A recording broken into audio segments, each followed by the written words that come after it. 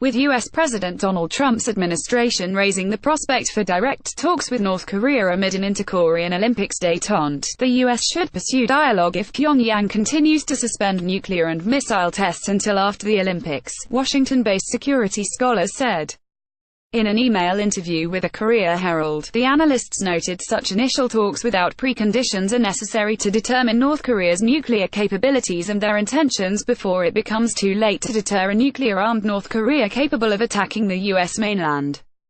The scholars, however, warned that the North's reluctance toward denuclearization efforts would prompt the U.S. to return to a maximum pressure campaign, suggesting that seeking dialogue is not a policy shift of the Trump administration, but part of its strategy of alternating pressure and engagement. I think the U.S. could talk to North Korea without preconditions in order to help lower tensions and to see if any additional information can be gained about their nuclear capabilities and intentions, said Sumi Terry, a senior fellow and Korea chair at Center for Strategic and International Studies in Washington. However, without a fundamental shift in North Korea's calculus about their nuclear program, the talks will probably not make much progress.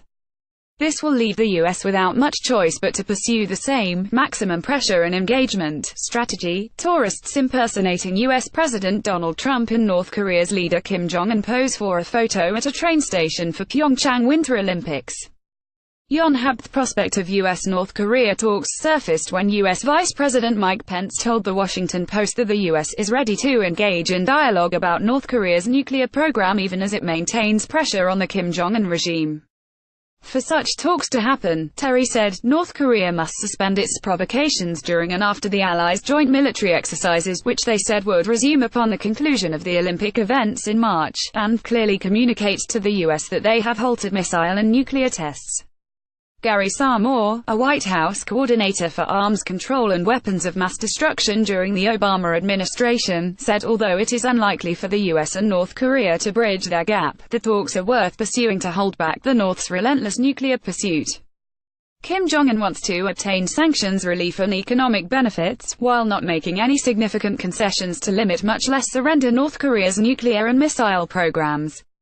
In contrast, Washington is looking to trade sanctions relief for real and concrete constraints on North Korea's programs, said Samore.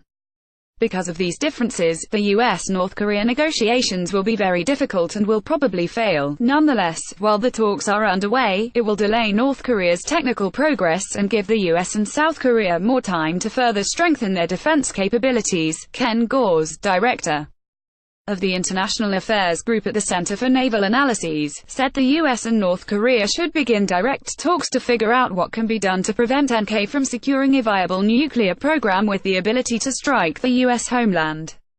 This can only be achieved by engagement of the military option. I prefer the former to the calamity that could come with the latter. I absolutely do believe the U.S. and North Korea should talk without preconditions. Diplomacy is the art of the possible, not the art of the perfect. North Korea-backed protest leader Kim Jong-un waved to the crowd gathered for a military parade last April. Yonhap Samore said there are signs that Kim is looking to shift to a diplomatic phase. Although the North's leader has made substantial progress toward achieving the missile capability to attack the U.S., he has also paid a high economic price under the international sanctions, the scholar said. Since its last ballistic missile launch in November, North Korea has suspended missile and nuclear tests and refrained from provocative actions. Although the regime displayed intercontinental ballistic missiles during a military parade last week, the scale of the event was smaller than the previous last April. If the North continues its moratorium on nuclear and missile tests, experts said the U.S. could consider scaling back the scope of its annual military drill with South Korea. Last year's key resolve and Foligal exercises were held on the largest ever scale, with U.S. strategic bombers and aircraft carriers deployed, affirming that Pyongyang would not conduct a nuclear test to launch missiles or at least longer-range missiles for a period of time would deserve to be met with some restraint, said Patrick Cronin, senior director of the Asia program at the Center for a New American Security. As a practical matter, there are a variety of adjustments that might be made to joint military exercises. For instance, strategic bombers are deemed by Kim to be provocative, and if he were willing to freeze his nuclear tests, then we might look at holding back strategic bombers from exercises as shows of force.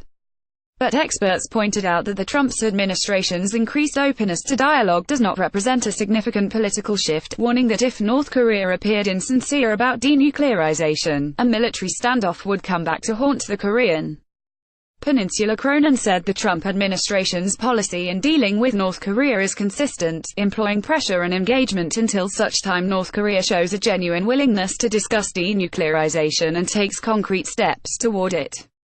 The vice president simply chose an opportune time to talk about engagement. The misreading of the Trump administration has derived mostly from the previous focus on maximum pressure and scant attention paid to diplomacy, said Cronin. Terry of CSIS also said the Trump administration appears to believe that engaging in direct talks with North Korea without preconditions and imposing additional sanctions are not necessarily mutually exclusive actions.